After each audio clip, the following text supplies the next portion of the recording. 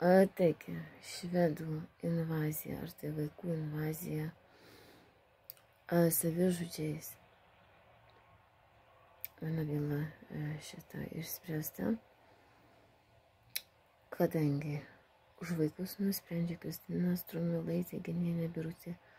Vadinasi, CŽV antras sezonas turi būti su International, ne Jurbarkas, International Belgija, sprendžiamas jų mirties bausmės klausimas.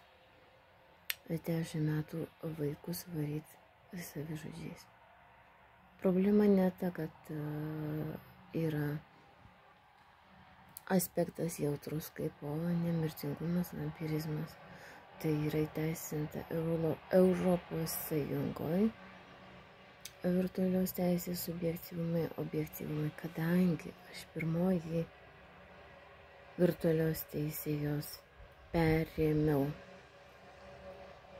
internete teisėtą informacijos pasaulio dalį iš Rusijos geležinės sienos, kad vampyrai tikri. Vadinasi, informacija mene, mistinių filmų, esanti teisėta pagal Lietuvos Respublikos konstituciją, vadinasi, ne filosofija, o filologija, įrodo esančios subjektyvios, objektyvios kilmės teisės lygio žmonės, kaip ir baltas raganavimas, ir ekstrasensai, ir mediumai.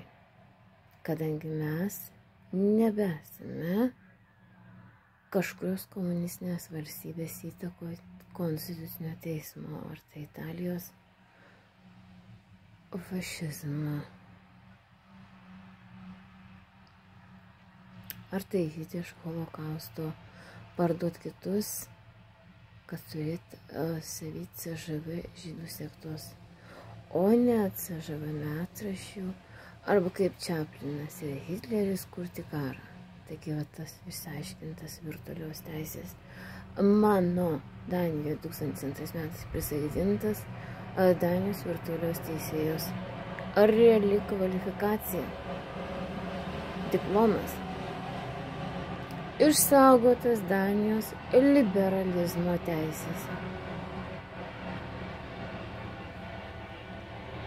Tad byla vaikų nemirtingųjų savižudybėmis, partizanais, skautais, eiti kurti Lietuvos pilietybę nereikalingas, kadangi Šengeno zonos pilietybę vaikai gauna ten, kur jų mama dirbanti.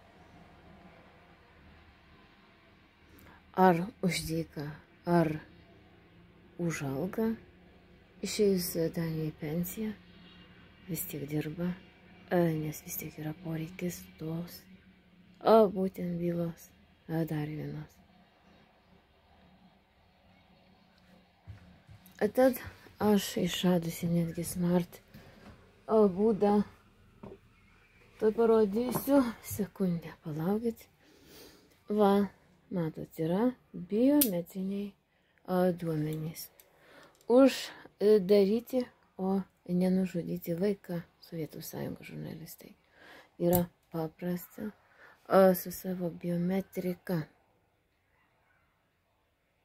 Iš tikrųjų, smart spina iš Kinijos, iš Tamų.